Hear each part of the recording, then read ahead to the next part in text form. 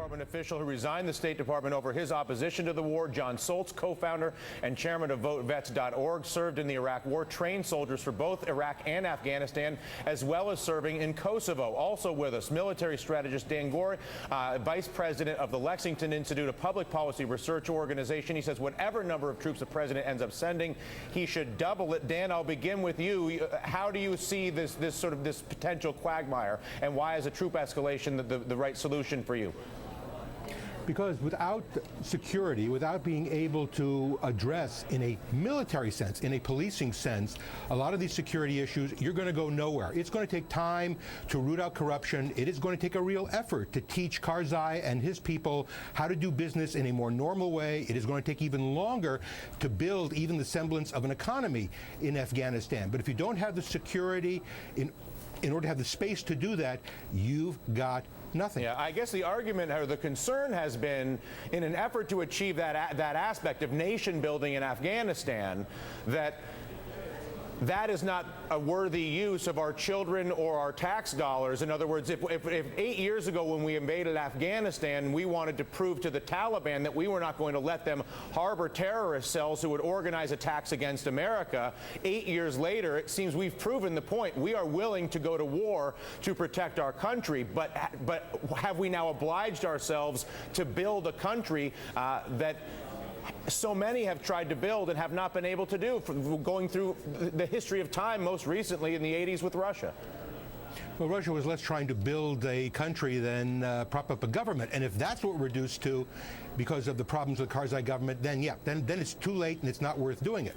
But if what we're trying to do is leave something more stable behind, where whatever other political arguments are going to be among clans and tribes, there is not going to be the potential for a resurgence of the kind of Islamic fundamentalism that we saw 8 years ago, then that probably is a worthwhile end. Yeah, Matt, when you hear that argument, and it's a sound argument, it makes sense, right? We send more people, or we can stabilize that environment. John, I'll come to you in 1 second. I'm hoping that I can get to Matt on this one. What is your response to that? I think that the problem in Afghanistan is it's a 35-year-old civil war. And I disagree with the assessment on what the Soviets did. If we look at the Soviets in the course of their 9 years, which we're coming close to being there at the same time as the Soviets were, they had 100,000 troops there, but they also had 20,000 civilian advisors. The Soviets tried the same strategy we did of trying to prop up or stabilize or create a government that was unknown and unwanted by the people. The issue with counterinsurgency is you're supposed to separate the population from the insurgents. But in Afghanistan, how do you do that when the insurgents are the population? It's not a question of making the people believe in a central government. It's a question of understanding that it's a civil war, and that there are two sides of the civil war, and we're only backing one side. The answer to ending that civil war is political reconciliation, not more troops. Jon Soltz, from the perspective of the organization that you run, what is the base level of stress on our military right now as the war extends and as stop loss now sends soldiers 4 and 5 times back into the theater of war? I think there's a real concern if counterinsurgency strategy across the board is something that can be sustained by the Department of the Army and the Marine Corps. If you take a look at the amount of troops that are in Afghanistan right now and add them to the amount of troops that are in Iraq, we're at surge levels where we were. So I don't even know where we're going to get the 40,000 troops from. It would put a tremendous amount of strain on the active component military.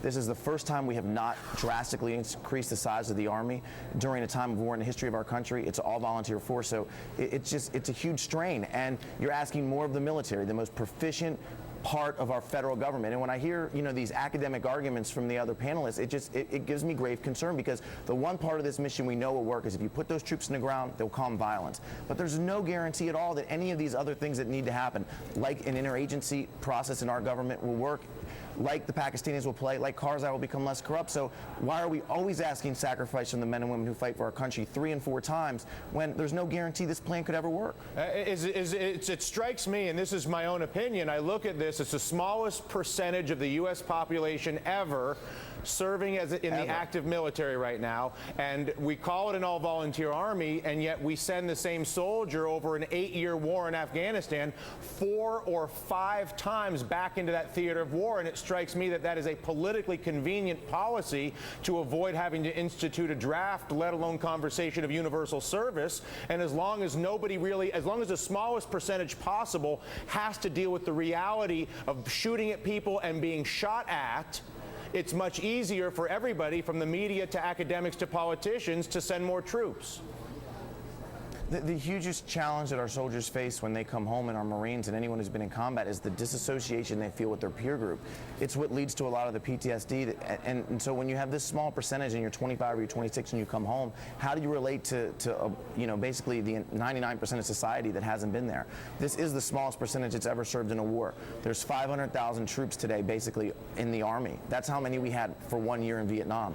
So we have incorporated the Guard and Reserve. They are involved as about 20% of every force package, or 30% to deploy, and that was supposed to be the circuit breaker to make sure the citizen soldier, is involved in the combat zone. But yeah, we have a huge disassociation between our warfighter and our civilians, and it makes it very difficult on the troops when they return home. Matt, I got to wrap this up, but how do you make policy when the structure is set up to have both the politicians, the media, and everybody else in America as detached from the realities of being a soldier in the American Army as possible?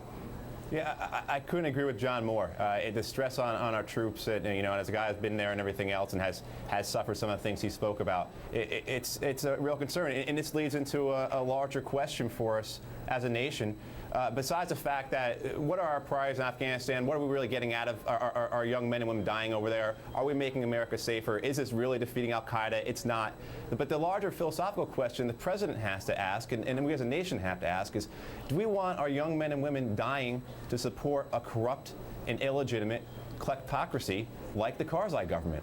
It's a question we have to ask, because 5, 10, 15 years from now, how are we going to look at ourselves if we do support this corrupt and illegitimate regime? And isn't it easier to do that if you have as much detachment as possible, as small a number of people serving, and you just keep recycling the individuals through that war? It's the easiest way to proceed, no? Absolutely. I've gotten a lot of support from active duty military, and I just got an email just yesterday from a sergeant first class in the Army who's in Iraq, who's only got 2 years left before he retires, so he's got 18 years in. He said, it's become like the military's become like an abusive relationship.